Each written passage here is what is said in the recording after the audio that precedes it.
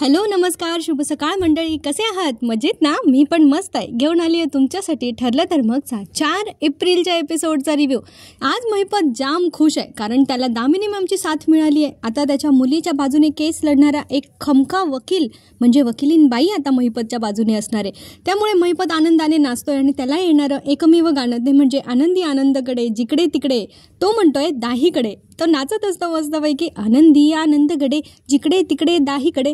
तेव्हा नागराज म्हणतो, अरे तुला किती वेळा सांगायचं महिपत, चोहीकडे असतं ते. तेव्हा महिपत म्हणतो, चोहीकडे असू देत, दाहीकडे असू देत, नाहीतर 100कडे असू देत. आज 100 दिशा असत्या ना तरी पण त्या माझ्यासाठी आनंदाने भरून गेल्या असत्या. आणि मग महिपत परत नाचायला लागतो, आनंदी आनंदकडे जिकडे तिकडे 100कडे. तेव्हा नागराज म्हणतो, अरे बस कर महिपत, हे तुला असं नाचताना कोणी बघितलं ना तर त्यांना असं वाटेल की त्या बाईने तुझी केस नाही घेतली आहे, तुझ्याशी लग्न करायला होकार दिलाय म्हणून. तेव्हा महिपत म्हणतो, अरे काय नागराज शेठ, आता तो खाली बसून घेतो. तुम्हाला आहे ना पोरगी नाही आहे, त्याच्यामुळे माझ्यासारखं बापाचं काळीज तुम्हाला कळणार नाही. माझ्या पोरीसाठी ना माझं काळीज असं तडफड तडफड करत होतं आणि आज कुठे जाऊन ते शांत झालंय. कळलं का? आता ही दामिनी देशमुख माझ्या लेकराला जेलातून पण सोडवणार आणि या केसमधून पण सोडवणार. मग नागराज म्हणतो, येस, पण काय पार्टी बिटी आहे की नाही? तेव्हा मग महिपत सांगतो, अहो महागातली महागात दारू मागवा आणि तिला पिपात होता आणि त्या पिपाच्या नळाला तोंड लावून दारू प्या, तुम्हाला पाहिजे तेवढी. आणि परत महिपत नाचायला लागतो, ए आनंदी आनंदकडे जिकडे तिकडे दारूकडे. आता दारूकडे आलं. तेव्हा नागराज म्हणतो, काय रे महिपत, तुला हे एवढं एकच गाणं येतं का? तेव्हा तो म्हणतो, त्याच्या मागे ना एक स्टोरी आहे नागराज शेठ. काय आहे, माझ्या बापानी मला 9 वाजता शाळेत घातलं आणि बरोबर 9:30 वाजता मी कायमची शाळा सोडली. त्या मधल्या वेळेत मी जे शिकलो ना ते हे गाणं, हे आनंदी आनंदकडे जिकडे तिकडे दारूकडे. मग नागराज म्हणतो, नाही तुझं शिक्षण राहू दे बाजूला, पण त्या वकिलीनबाईचं शिक्षण आपल्याला मात्र कामात येणार आहे बरं का. काय दरारा आहे त्या बाईचा. तेव्हा महिपत म्हणतो, दरारा नाही तोरा. आणि तिचा तो तोरा बघूनच मला आता खात्री पटली आहे की ही त्या अर्जुन सुभेदारला आहे ना पुरून उरणार आहे, अशी थैथय थैथय नाचणार आहे त्याच्यावर, त्याचा पार चेंदा मेंदा करणार आहे ती. आता माझ्या पोरीचा फोन आला ना तर मी तिला अभिमानाने सांगू शकणार आहे की तुझ्यासाठी तुझ्या बापानं असा वकील शोधला आहे की त्याच्यासमोर तो अर्जुन सुभेदार म्हणजे किस झाड की पत्ती. आणि आता तो अर्जुन सुभेदार गाभीले, त्याला माहितीच नाही आहे आपलं काय चाललंय ते. आणि त्याला माहितीच नाही आहे की आपण त्याच्यासमोर एक मोठं वादळ उभं करणार आहे. आणि त्याच्या ह्या एंडनोटनंतर त्या वादळाची दिमाखात एंट्री दाखवली आहे, म्हणजे क्षितिजोग आपल्या दामिनी देशमुख या सिरियलमधल्या त्यांची एंट्री दाखवली आहे. अलिशान लाल रंगाच्या कारमधून त्या उतरतात, सुती ग्रे आणि ब्लॅक कॉम्बिनेशनची त्यांची साडी, डोळ्यावर गॉगल, त्यांचा तो दिमागदार ती चाल. आणि जेव्हा त्या गाडीतून उतरतात तेव्हा पत्रकारांची फौज त्यांच्या मागे पळत असते आणि थोड्या अंतरापर्यंत पत्रकारांना त्या मागे मागे पळू देतात आणि मग मागे वळून त्यांच्या प्रश्नाचं उत्तर देतात. त्यांनी प्रश्न विचारलेला असतो की दामिनी मॅम, आम्ही असं ऐकलंय की तुम्ही अर्जुन सुभेदार यांना हरवण्यासाठी ही केस घेतली आहे. त्यावेळेला त्यांचं उत्तर ऐका. त्या म्हणतात, दामिनी देशमुख कोणाला हरवण्यासाठी नाही तर स्वतः जिंकण्यासाठी केस लढते. अबबो, बाई लईच डेंजरी वाटतं. इकडे सायली अर्जुन खाली होते तेव्हा अर्जुनला चैतन्याचा फोन आला होता आणि त्याने ही बातमी सांगून टाकली होती की आता ती केस जी आहे महिपतची ती दामिनी देशमुख लढणार आहेत. आता हीच गोष्ट अर्जुनला सायलीला सांगायची असते म्हणून तो तिला रूममध्ये घेऊन येतो आणि त्यांच्या पाठीपाठी प्रिया लगेच येते ऐकण्यासाठी की काय यांचं काय बोलणं चाललंय, यांना अशी कुठली गोष्ट समजली आहे, कुणाचा फोन आला होता, या सगळ्या गोष्टींच्या पंचायती तिला पडल्यात आता.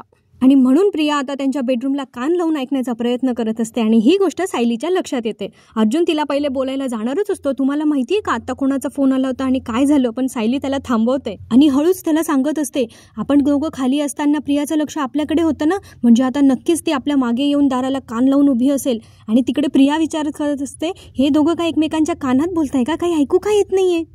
आणि मग सायली अर्जुन तिची मज्जा घ्यायचं ठरवतात. ते हळूच दाराची कडी उघडतात आणि जोरात दरवाजा उघडतात आणि प्रिया धापकान तोंडावर पडते.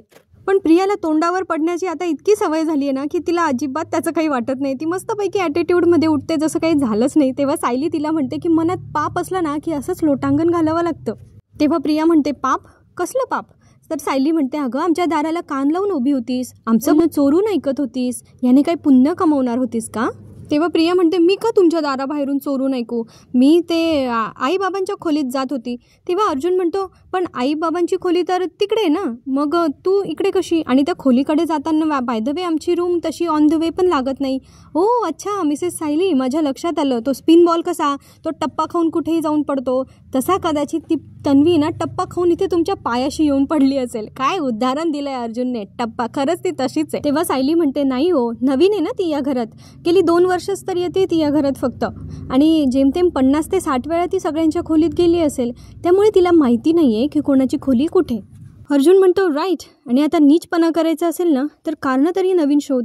तू किती प्रेडिक्टेबल झाली आहेस माहिती आहे तन्वी तुला. सायली म्हणते आताही आमचं तू बोलणं ऐकत असशील दाराबाहेर चोरून, हे आम्हाला आधीच माहिती होतं, आणि आता तर तुझ्या अशा वागण्याचं आश्चर्यही वाटत नाही. तेव्हा प्रिया म्हणते मी चुकून तुमच्या दाराबाहेर उभी होते म्हणून तुम्ही काय एवढं बोलाल का मला. आणि तसंही हे घर जितकं तुमचं आहे ना तितकं माझं पण आहे. मी या घरात कुठेही कधीही उभी राहू शकते का. आता त्याच्याने कायद्याने बंदी घालणार आहात का त्याच्यावर सुद्धा. तेव्हा अर्जुन म्हणतो असं म्हणालो का आम्ही, तू इथे का उभी होतीस ते सांग गपचूप. आता खोटारडे प्रियाकडे बोलायला काही नसतं तेव्हा ती म्हणते मी उत्तरं देत का उभी आहे तुमची इथे, मी जाते. आता ती निघत असते तेव्हा सायली तिला सांगते प्रिया ऐक ना, आई बाबांच्या खोलीत आत्ता कोणीच नाहीये, त्यामुळे तू सरळ इथून आहे ना तुझ्याच खोलीत जाशील ना नीट, नाहीतर पुन्हा भरकटशील. नाहीतर एक काम करते, मीच तुला सोडून देते. असं म्हणत आता सायली चक्क तिचं मनगट पकडते आणि तिला खोलीच्या बाहेर अक्षरशः फरफटत नेते. तेव्हा प्रियाला खूप राग येत असतो. ती म्हणते सोड माझा हात, माझी मीच जाईल. तेव्हा सायली म्हणते नक्की जाशील ना. नाही तुझा काही भरोसा नाही आहे, नाहीतर माझी पाठ फिरल्यावर पुन्हा आमच्या दाराला कान लावायला उभी राहशील. तेव्हा प्रियाला राग येतो तिचा आणि ती म्हणते स्वतःला जास्त हुशार समजायला लागली आहेस का. तेव्हा सायली म्हणते याला हुशार समजणं नाही ग, सतर्क राहणं म्हणतात, आणि तू ज्या घरात असशील ना त्या घरात सगळ्यांनीच सतर्क राहायला पाहिजे, कारण तू कोणाच्या पाठीत कधी खंजीर खुपसशील ना काही सांगता येत नाही. आणि अर्थात मी तसं होऊ देणार नाहीच म्हणा, पण एक लक्षात ठेव, आई बाबांच्या खोलीकडे तुझी लक्ष्मण रेषा आहे आणि ती लक्ष्मण रेषा पार करून आमच्या खोलीत येण्याचा विचार पण करू नको. डायरेक्ट धमकी दिली आहे ना आपल्या लेडी सिंगमने. गाठ माझ्याशी आहे म्हणत सायलीने आता तिथून दिमाखात बाहेर पडली आणि प्रियाचा मात्र नाईलाज झालाय. ती मुंडी खाली करून तिथून खाली निघून गेली आहे. प्रियाला हकलावून आता सायली आली आहे रूममध्ये परत, आणि तिच्या लक्षात येतं की अर्जुन जरा अपसेट आहे. त्यावेळेला सायली म्हणते तुम्ही हसून प्रियाला टाळलं खरं, पण मी मगासपासून बघते, जेव्हापासून फोन आला तुम्ही थोडेसे उदास दिसताय, काय झालंय, कसला विचार करताय. तेव्हा अर्जुन सांगतो की चैतन्याचा फोन होता. साक्षी शिकरेची केस आता दामिनी देशमुख लढणार आहेत. मग आता सायली म्हणते मग काय झालं. तेव्हा अर्जुन सांगतो की दामिनी देशमुख हे देशातल्या टॉप 5 वकिलांपैकी एक आहेत. मग सायली म्हणते माझा नवरा जगातला बेस्ट वकील आहे, देशातलाच काय. तेव्हा अर्जुन सांगतो वात्सल्य आश्रम केस ही माझ्यासाठी खूप इम्पॉर्टंट आहे, ती माझ्यासाठी इन जनरल केस नाही आहे, त्यामुळे मला या केसमध्ये कुठलाही प्रॉब्लेम नको आहे, आणि दामिनी देशमुख प्रॉब्लेम क्रिएट करत नाही तर ती स्वतःच एक मोठा प्रॉब्लेम आहे. तेव्हा सायली म्हणते म्हणजे, तर अर्जुन तिला आता समजावून सांगतो की दामिनी देशमुख ही स्वतःची हुशारी ना ती लोकांना वाचवण्यासाठी नाही तर फक्त पैसे कमवण्यासाठी वापरते. तिला कुठलेही इथिक्स नाही आहे. ती केस जिंकण्यासाठी कुठल्याही थराला जाऊ शकते, ती पुरावे गायब करू शकते, खोटे पुरावे तयार करू शकते, तिला कुठलेही मॉरल इथिक्स नाही आहे. तेव्हा सायली म्हणते अरे बापरे, म्हणजे हा मैपत आधीच नियम धाब्यावर बसवणारा आणि त्याला वकीलही अशीच मिळाली. त्यावेळेला अर्जुन म्हणतो हो, पण सायली आता अर्जुनचं मनोबल वाढवते आणि त्याला म्हणते दामिनी देशमुखकडे अशी एक गोष्ट नाही आहे जी आपल्याकडे आहे. तर अर्जुन म्हणतो कुठली. तर सायली सांगते की आपली बाजू सत्याची आहे आणि कितीही काही झालं तरी आपलीच बाजू जिंकणार आहे याची मला खात्री आहे. अर्जुन म्हणतो त्यात दामिनी देशमुखकडे माझ्यासारखा केस पार्टनर पण नाही आहे ना, मग तर मीच जिंकणार आहे. तेव्हा सायली म्हणते ही केस जिंकण्यासाठी तुम्हाला कुठल्याही केस पार्टनरची किंवा कशाची गरज नाही आहे, तुमचं कर्तृत्वच पुरेसं आहे. जे बाद. सायलीने आता मस्तपैकी अर्जुनचं मनोबल उंचावलं आहे आणि आता अर्जुनला दामिनी देशमुखची काही भीती वाटत नाही आहे. त्याला फक्त काळजी वाटते ह्या गोष्टीची की ती दामिनी देशमुख कुठल्याही थराला जाऊन ती कशी काही गुंडाळू शकते अर्जुनच्या बाबतीतलं. म्हणून बघतं थोडासा तो आता सावध राहणार आहे तिच्यापासून. आता पुढे आपल्याला प्रियाचा तिळपापड, तिला काहीच कळत नाही आहे नेमका कोणाचा फोन आला आहे, यांचं काय डिस्कशन चाललं आहे. आता तिच्या पोटात दुखायला लागलं असेल ना एवढ्या सगळ्या गोष्टी, आता ती कुठून जाणून घेणार. मग तिने तिच्या होणार नसलेल्या नागोबा काकाला फोन केलेला आहे आणि मग ती म्हणते की कुठे आहात तुम्ही. त्या अर्जुनला आहे ना कोणाचा तरी फोन आला होता आणि मग तो त्या सायलीला घेऊन वरती रूममध्ये गेला. त्यांचं ते ऐकण्यासाठी मी पार दाराला कान पण लावले पण मला काही ऐकूच नाही दिलं. नक्की काय झालंय ते तुम्हाला माहिती आहे का. तेव्हा नागराज सांगतो हो मला माहिती आहे. तेव्हा प्रिया म्हणते काय तुम्हाला माहिती आहे, मग तुम्ही मला का नाही सांगितलं. अहो मी त्या अर्जुन सायलीच्या दाराला कान लावला होता ना तेव्हा मी ते पकडले पण गेले होते. नशीब त्या सायलीने मला जिल्ह्यावरून ढकलून नाही दिलं आणि तुम्हाला माहिती असून पण तुम्ही मला का नाही सांगितलं. त्यावेळेला नागराज म्हणतो कसं आहे ना प्रिया, अशा महत्त्वाच्या काही गोष्टी सांगण्यासाठी ना लायकी कमवावी लागते. ती लायकी तू कमवली आहेस का. म्हणजे प्रियाचं सध्या असं झालंय धोबी का कुत्ता ना घरका ना घाटका. इथे सायली आणि अर्जुन तिला टोला मारताय आणि तिकडून नागराज. पण प्रिया इतकी निर्लज्ज आणि नीच आहे ना की तिला कसलाच काही फरक पडत नाही. ती वरून नागराजला सुनवते की जेव्हा पुढच्या वेळेला तुम्ही सुभेदारांच्या घरच्या बातम्या ऐकण्यासाठी मला फोन कराल ना तेव्हा पण मी तुम्हाला असंच उत्तर देईल, समजलं का. तेव्हा नागराज म्हणतो अगं पण मी तुला सांगणार नाही असं मी कुठे म्हटलोय. आता ऐक, अर्जुनच्या विरोधात लढण्यासाठी आहे ना मैपतला एक जबरदस्त वकीलबाई मिळाल्या आहेत आणि तिचा आजपर्यंतचा ट्रॅक रेकॉर्ड आहे की ती कुठलीही केस हरलेली नाही आहे. तेव्हा प्रिया म्हणते एवढी जबरदस्त बाई कोण आहे? तर नागराज सांगतो दामिनी देशमुख. अरे आमचं तर एकदम आता खुश आहे आम्ही सगळे. प्रिया म्हणते मग तुम्ही काय करतोय आता? नागराज सांगतो आमची एकदम जंगी पार्टी चालू आहे, मैपत तर नाचायचाच बाकी राहिलाय आता. मग प्रिया म्हणते पार्टी म्हणजे नेहमीप्रमाणे तुम्ही तुमच्या टीममध्ये मला घेतलंच नाही ना, माझ्याशिवाय सेलिब्रेशन सुरू केलं. आता पार्टीचं नाव ऐकल्यानंतर प्रियाच्या तोंडाला पाणी सुटलंय आणि ती गेली आता पार्टी करायला त्या दोघांसोबत. काय हिला काय जाऊन तिकडे दारू प्यायची का बरं? काही काय प्रिया, एवढ्या सुभेदारांच्या घरी खाण्यापिण्याच्या गोष्टी आहे तरी तिला त्या पार्टीची लालसा. गेली लालची बाई तिकडे. दुसरीकडे अर्जुनने त्याची स्ट्रॅटजी आखायला सुरुवात केली आहे. तो आता दामिनीच्या दिशेने विचार करतोय की दामिनी आता कुठलं पाऊल उचलेल, त्याच्या आधी आपल्याला अलर्ट राहायला हवं आणि तिची काय स्टेप असेल पुढे हे आपल्याला कळायला हवं. तेव्हा सायली अर्जुनला म्हणते दामिनीला या केसचा सूर सापडण्याआधी आपल्याला तो सूर सापडला तर? तेव्हा अर्जुन तिला सांगतो की हुशार वकिलांना केसचा सूर सापडायला वेळ लागत नाही मिसेस सायली, आणि दामिनीसारखे वकील केसचा सूर ठरवू शकता आणि बदलूही शकता. तेव्हा सायली त्याला म्हणते दामिनीसारखी म्हणजे गुन्हेगारांना मदत करणारी ना? अहो अशी व्यक्ती कायम कशी जिंकेल? तुम्ही ना त्या दामिनीला डोकं वर काढायला वेळ देऊच नका. तिने त्या केसची दिशा ठरवण्याच्या आधी ना तुम्हीच दिशा ठरवा. आता अर्जुन तिला म्हणत असतो दॅट्स ट्रू. तो पुढे काय बोलणार तेवढ्यात तिथे चैतन्य येतो. तो विचारतो येऊ का?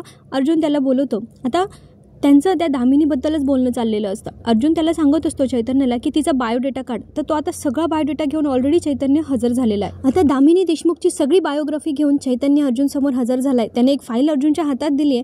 त्यावेळेला सायली विचारते चैतन्य भाऊजी हे काय? तेव्हा चैतन्य सांगतो की सायली वहिनी, दामिनी देशमुख आजपर्यंत एकही केस हरलेली नाहीये. ती खूप हाय प्रोफाईल केस लढलेली आहे, त्यातली ती एकही हरली नाहीये. तेव्हा सायली म्हणते चैतन्य भाऊजी तुमचाही मित्र आजपर्यंत एकही केस हरलेला नाहीये, हे विसरलात का तुम्ही? तेव्हा चैतन्य म्हणतो अर्जुन तर सगळ्या बाबतीत सरसच आहे, पण तो सगळ्या केसेस आहे ना इथिकली लढतो. दामिनीचं तसं नाही आहे ना. हे जोशी पवार सगळे लेचेपेचे होते, पण आता अर्जुन सुभेदार versus Damini Deshmukh tough fight होणार आहे बरं का. आणि अर्जुन आता त्यावर आत्मविश्वासाने सांगतो की मी तिला एकही राऊंड जिंकू देणार नाहीये. सायली म्हणते आता पुढचं पाऊल काय असेल दामिनीचं? त्यावेळेला अर्जुन सांगतो की ती आता साक्षीची 3 महिन्याची शिक्षा पण पूर्ण होऊ देणार नाहीये. तेव्हा सायली म्हणते पण हे असं होता कामा नाही, नाहीतर मैपतचा हुरूप अजून वाढेल. अर्जुन म्हणतो आता आपल्याला स्टेप बाय स्टेप जावं लागेल. तो आता चैतन्याला सांगतो की आश्रम मर्डर केसबद्दलचे सगळे पॉइंटर्स काढ. तेव्हा चैतन्य म्हणतो मी ऑलरेडी काढले. आता तो सगळे पॉइंटर्स त्याच्या मोबाईल फोनमध्ये अर्जुनला दाखवत असतो. तर सायली म्हणते तुम्ही तुमचं काम करत बसा, मी स्वयंपाकाची तयारी करते. आता सायली जाते अन्नपूर्णा आजी आणि तिथेच कल्पनाताई पण बसलेल्या असतात त्यांच्या रूममध्ये. तिकडे ती विचारण्यासाठी जाते की काय स्वयंपाक करायचा आहे. त्यावेळेला ती त्यांचं बोलणं जरा थोडंसं ऐकत असते बाहेरून. त्यावेळेला ना पूर्णाजींना कल्पनाताई साडी दाखवत असतात आणि म्हणतात ही साडी मला कशी दिसते? पूर्णाजी म्हणतात तुला कुठलाही रंग आणि कुठलीही साडी छानच दिसते. त्यावर कल्पनाताई म्हणतात गेले काही दिवस ना मला काही खरेदी करण्याची इच्छाच होत नव्हती, पण अश्विनचं लग्न झाल्यानंतर तन्वी जेव्हा घरात आली ना तर आता मला सगळं पहिल्यासारखं झालंय असं वाटायला लागलंय. पुढे त्या म्हणतात की त्या कुठल्या तरी मुलीसाठी अश्विनने जेव्हा ते पाऊल उचललं होतं ना तेव्हा मी खूपच घाबरले होते, पण आता मला बरं वाटतंय की अश्विनला आता एक चांगली जोडीदार मिळाली आहे. तेव्हा पूर्णाजी म्हणतात अश्विन खुश आहे ना गं, तेच तर पाहिजे आपल्याला. आणि तन्वीमुळे ना त्याचं आयुष्य अगदी असं व्यवस्थित जाणार आहे. आता सायली बाहेरून विचार करत असते की प्रिया ज्या घरात असेल ना त्या घराचं कधीच भलं होऊ शकणार नाही. प्रिया एक चांगली जोडीदार कुणाचीच होऊ शकत नाही असं तिला वाटतंय. पण आता ही सगळी गोष्ट सायलीने नुसतं सांगितलं म्हणून थोडीच कोणी ऐकणार आहे. आता ती म्हणते मनाशी तिने पण ठरवलंय बरं का की आता प्रियाचा खरा चेहरा आहे ना लवकरात लवकर या सगळ्यांसमोर आणायचा आहे तिला. पण काहीही असो, जेव्हा केव्हा कळेल त्यानंतर तर अश्विनला घरच्या सगळ्यांना ह्या गोष्टीचा त्रास होणारच आहे. सायली आता आतमध्ये येते, त्या दोघींना विचारते की आज कुठली भाजी करू. तेव्हा कल्पनाताई म्हणतात तुला हवं ते कर ग, तुम्हाला नको विचारायला येत जाऊ. तेव्हा सायली पूर्णाजींना विचारते तुम्हाला मेथीचे पराठे करू का? तेव्हा त्या सांगतात कल्पनाताईंना बोलतात, म्हणजे त्या डिरेक्टली सायलीला उत्तरही देत नाही. त्या कल्पनाताईंना सांगतात की कल्पना मी आज इतर काहीही खाणार नाहीये, कारण माझी धाकटी नाचसून आहे ना माझ्यासाठी गोडाचा शिरा बनवणार आहे साजूक तुपातला, तर तेवढंच मी खाणार आहे पोट भरून. सायली म्हणते बरं. आता ती तिकडून निघून जाते, स्वयंपाकाला लागते. इकडे आता महिपत आणि नागराजची जंगी पार्टी चालू आहे आणि प्रिया आता त्यांची पार्टी जॉईन करते. ती म्हणते अरे मला पण घ्या तुमच्या पार्टीत. तेव्हा महिपत म्हणतो अजिबात नको, तुला कोणी आमंत्रण दिलं इथे? तेव्हा ती म्हणते अरे मला निमंत्रणाची काय गरज आहे, मी घरचीच आहे. तेव्हा महिपत तिला म्हणतो अगं तू त्या मधुकर पाटलाच्या घरची नाही झाली, त्या किल्लेदाराच्या घरची नाही झाली, तू काय आमची होणार आहे? तेव्हा प्रिया म्हणते पण मी तुमच्या टीममधली तर आहे ना, आणि साक्षीला एवढी मोठी वकील मिळाली आहे, मग त्याचं सेलिब्रेशन तर झालंच पाहिजे ना. त्यावेळेला महिपत म्हणतो बरं नागराज शेठ या पोरीवर मी आज उपकार करतो, भरा या बिंडोक बोरीचा पण एक ग्लास. तेव्हा प्रिया म्हणते नको, पेग वगैरे नको, मला पुढचा प्लॅन सांगा. बापरे, म्हणजे प्रिया दारू बिरू पिते की काय? तेव्हा आता प्रिया विचारते, ही दामिनी देशमुख नक्की कोण आहे? म्हणजे अर्जुनला टेन्शन आलं म्हणजे काय सॉलिड असेल ना ही बाई. त्यावेळेला महिपत म्हणतो, अर्जुनला टेन्शन आलं? नागराज शेठ, अर्जुनला टेन्शन आलं, यायलाच पाहिजे, कारण तो पहिल्यांदा आयुष्यात केस हरणार आहे आणि त्याला हरवणार कोण आहे? तीच दामिनी देशमुख. तेव्हा प्रिया म्हणते, एकदाची ही केस संपली ना की सगळा स्ट्रेसच निघून जाईल. तेव्हा नागराज म्हणतो, कसला स्ट्रेस? तुला कसला आलाय स्ट्रेस? अगं त्या सुभेदारांची घरची सून बनवून तू तर तिकडे राज्य करतीयस. खरा स्ट्रेस तर आम्हाला दोघांना होता. काय महिपत? सेलिब्रेशन तर आम्ही दोघांनी केलं पाहिजे. काय आहे, एकदाची एक केस संपली ना की तुझी पण कटकट आमच्या डोक्यावरून निघून जाईल. आता महिपत म्हणतो, मग तुझ्या नाही अशा फसफसणाऱ्या प्लॅन्सची आम्हाला गरज राहणार नाही आहे. नुसतं प्लॅन करते तोंडावर पडते, प्लॅन करते तोंडावर पडते. तेव्हा प्रिया बोलते, माझ्या प्लॅन्सबद्दल बोलायचं नाही आहे. त्या अश्विन सुभेदारवर गळ टाकून सगळ्यांच्या नाकावर टिच्चून मी सुभेदारांच्या घरची सून झाली आहे. तेव्हा महिपत म्हणतो, त्या प्लॅनबद्दल तुला 100पैकी 113% मार्क दिले पाहिजे बरं का. तेव्हा प्रिया म्हणते, मग म्हणजे ही केस जरी संपली ना तरी काहीही बदलणार नाही आहे. म्हणून जोपर्यंत तुम्हाला या तन्वी सुभेदारची गरज आहे ना, तोपर्यंत तुम्हाला या प्रिया मधुकरला सहन करावंच लागेल. आता ती नागराजला म्हणते, ओ काका, तुम्ही मस्त ग्लास भरले, पाजा मला काहीतरी ज्यूस बीस पाजा. महिपत पण म्हणतो, नागराज शेठ, हिला ज्यूस पाजा. सायलीचा आता सगळा स्वयंपाक झाला आहे. ती सगळ्यांसाठी डायनिंग टेबलवर जेवण लावती आहे आणि त्यावेळेला ती आता विचार करत असते की पूर्णा आजी तर तन्वीच्या हातचा शिरा खाणार होत्या, पण तिने तर बनवलेलाच नाही आहे तो अजूनपर्यंत. आता ती विमलताईंना विचारते की तन्वी शिरा करणार होती प्रिया, तिने केला का? तेव्हा त्या म्हणतात, अहो कसलं काय, साधे बदामसुद्धा डब्यातून काढून ठेवले नाही आहे, त्या मगाशीच कुठेतरी बाहेर गेल्या. तेव्हा सायली विचार करते, आता काय करायचं, मी करू का शिरा? बिना साखरेचा करते. पण विमलताई म्हणतात, तुमच्या हातचा शिरा पूर्णा आजी खाणार नाही ना. आता सायली विचार करत असते की जर त्यांच्या ताटामध्ये शिरा नाही दिसला तर त्यांचा हिरमोड होईल ना. आता काय करायचं हा प्रश्न सायलीसमोर आहे. तेवढ्यात तिकडे अर्जुन आणि चैतन्य येतात. चैतन्य म्हणतो, वहिनी मी निघतो. तेव्हा सायली म्हणते, अहो कुठे निघालात, मी वाढतेच आहे, बसा जेवायला. तेव्हा चैतन्य म्हणतो, नको, तो जरा अवघडल्यासारखा असतो, कारण प्रियाने जे मागे केलं होतं त्यावरून त्याला थोडंसं आता परके पण वाटत असणार. तेव्हा तो म्हणतो की नाही, मी घरीच जेवतो. तेव्हा अर्जुन म्हणतो, अरे तुझ्या घरी राहायला गेलास, मग काय जेवायला लाजणार आहेस का तू? चल पैस बरं जेवायला. आता त्या आग्रहाने चैतन्याला जेवायला बसवतात. बाकी सुभेदार मंडळी पण तेव्हा जेवायला येतात. आता पूर्ण आजी जाम खुश आहे, कारण त्यांना आता गोडाधोडाचा शिरा खायला मिळणार आहे. त्या आल्या आल्या विचारतात, तन्वी कुठे? तेव्हा अश्विन सांगतो की ती घरात नाही आहे, मगाशीच कुठेतरी बाहेर निघून गेली आहे. का गं पूर्ण आजी? तेव्हा कल्पनाताई म्हणतात, अरे का काय, ती पूर्णाईंसाठी शिरा करणार होती तन्वी आज. बरं विमल, ती शिरा करून मग बाहेर गेली आहे का? तेव्हा विमल सांगतात, आता एवढे चांगले कामं करायला ती एक चांगली गृहिणी थोडी नाच आहे. तेव्हा विमलताई सांगतात, नाही हो वहिनी, आज शिऱ्याचा बेत हे सुद्धा मला माहिती नव्हतं. कल्पनाताई अश्विनला विचारतात, अश्विन तुला काही माहिती आहे का? तेव्हा तो सांगतो, नाही गं मम्मा, पण तन्वी शिरा करणारे म्हटल्यावर ती येईल वेळेत लवकर घरी. आता अर्जुन आहे ना इतका खोडकर झाला आहे, तो आता त्या अश्विनची मजा घेत असतो आणि मग म्हणतो की चैतन्य, तुला माहिती आहे का, बायकोवर विश्वास आणि बायकोवरचा आंधळा विश्वास याच्यामध्ये ना खूप फरक असतो. आता चैतन्य बघतो त्याच्याकडे की उगाच कशाला हा उकरून काढतोय काहीतरी. तेव्हा अर्जुन म्हणतो, नाही म्हणजे इन फ्युचर तू लग्न करशील ना, म्हणून तुला सांगून ठेवतोय बस. दुसरीकडे या विक्षिप्त माणसांची पार्टी चालू आहे आणि मस्तपैकी गाण्यावर त्यांचे आता थिरकतायत पाय आणि ते गाण्यावर नाचतायत. गाणं कुठलं आहे? गावरान कोंबडं ऑलवेज कड्या टेस्टीच लागते. प्रिया पण महिपत सोबत नाचते. यांची फक्त केस घेतली आहे दामिनी मॅडमने, तरी त्यांना इतका आत्मविश्वास आहे की जसं काही ते केस जिंकले आणि असं सेलिब्रेशन ते आज करतायत. आणि प्रिया बघा, ही सुभेदारांची धाकटी आदर्श नाचसून. कोणीतरी पूर्ण आजींना हिच्या ह्या व्हिडिओ क्लिप्स पाठवा, कशी तुमची नाचसून आदर्श सून इकडे गुण उधळते, कशा लोकांमध्ये पार्टी करते आणि कशी काय नाचते. हा आता नाचून नाचून प्रिया दमली आणि मग म्हणते, आता बस ते नाच गाणं पुरे, आता मला सुभेदारांकडे जाऊन आहे ना जरा आदर्श सुनेचं नाटक करावं लागेल, त्याच्यामुळे ते घामाघूम होऊन गेलेलं बरं नाही ना दिसणार. तेव्हा नागराज म्हणतो, अरे ही तर त्या सुभेदारांपेक्षा बोरिंग निघाली रे, काय इथं मस्त पार्टी चालू आहे आणि काय तू नको त्या लोकांच्या आठवणी काढत बसली आहे इथे, काय तू. तेव्हा महिपत म्हणतो, नाही हिला तुम्ही ते द्या, आळूचं फतफद, मुळ्याची कोशिंबीर, नाही तर ते काय म्हणतात ते शिरा द्या तिला. ते शिऱ्यावरून आठवतं ना हिला की अरे आपण तर पुन्हा आजीला मोठं तोंड करून सांगून आलोय की आज तुमच्यासाठी शिरा बनवेल, आणि ते येऊन बसली. आता ती म्हणते, नाही हो मला आता लवकर घरी जावं लागेल, मला त्या थेरडीला शिरा बनवून द्यायचा आहे. तेव्हा महिपत म्हणतो, काय एक दिवस त्या थेरडीला शिरा उशिरा भेटला तर काही खपणार आहे का ती? तेव्हा ती प्रिया म्हणते, नाही ती नाही खपणार, पण माझा आदर्श सुनेचं नाटक खपेल ना. तेव्हा नागराज म्हणतो त्यात काय, कुठेही मिळेल तुला शिरा, जाता जाता घे आणि ओत तुझ्या त्या आजी सासूच्या घशात. तेव्हा ती म्हणते नाही तेच करावं लागणार आहे आता, पण त्यासाठी घरी तर जावं लागेल ना. बरं इथे काय होतंय ते अपडेट्स मला देत राहा, नाहीतर सुभेदारांच्या घरी काय होतंय याचे पण अपडेट्स मी तुम्हाला अजिबात देणार नाही, असं म्हणून आता प्रिया तिकडून चालली जाते. त्यानंतर महिपत म्हणतो की नागराज शेठ ही चिचुंद्री जाता जाता आपल्याला धमकी देऊन गेली ना, जाऊ दे असू दे हां एन्जॉय. आता ते परत नाचायला सुरुवात करतात. अर्जुन अश्विनची मजा घेत होता म्हणून सायली त्याला आता रागवते आणि त्याला सांगते गपचूप जेवा ना तुम्ही. तेव्हा अर्जुन सांगतो की मी इन जनरल सांगत होतो फक्त. आता सायली पूर्ण आजींना विचारते की तुम्हाला काय वाढू, भात की पोळी. तेव्हा त्या कल्पनाताईंना सांगतात की कल्पना मी तन्वी आल्याशिवाय जेवणार नाही आहे. पूर्ण आजींना तिच्यावर फारच विश्वास आहे. त्या म्हणतात ती अशी बेजबाबदार वागणार नाही आहे. त्या अश्विनला सांगतात की तिला फोन कर. तेव्हा अश्विन म्हणतो अगं पूर्ण आजी ती गेटपर्यंत आली पण असेल आणि शिऱ्याची तयारी करून गेली आहे म्हटल्यावर तिला काय, आल्यावर 5 मिनिटात होईल शिरा, तू तोपर्यंत जेवायला सुरुवात कर ना. तेव्हा कल्पनाताई म्हणतात की तू तिला फोन लावून दे ना मला. आता त्या फोन लावतात तर तन्वी काही फोन उचलत नाही. त्या दुसऱ्यांदा परत ट्राय करता पण ती तरीही फोन उचलत नाही. तोपर्यंत आता अश्विन सांगत असतो की तू शिरा उद्या खा ना पूर्ण आजी, तू आता जेवायला सुरुवात कर. तेव्हा त्या म्हणतात की नाही तिने मला शब्द दिलाय आणि तो शब्द पाळला गेलाच पाहिजे, जे ठरवलं आहे तसंच होईल. जोपर्यंत माझ्या ताटात माझ्या नातसुनेने बनवलेला शिरा नसेल तोपर्यंत मी जेवणार नाही.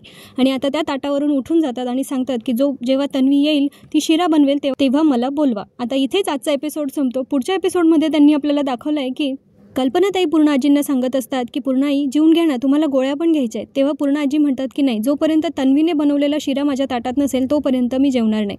आणि दुसरीकडे आता सायलीने त्यांच्यासाठी शिरा बनवला आहे, पण तेवढ्यात प्रिया तिथे टपकते आणि ती म्हणते की तुझ्या हाताने बनवलेला शिरा असंही त्या खाणार नाही आहेत. तर सायली म्हणते त्यांनी तुला सांगितलं होता मग तू का नाही बनवलास.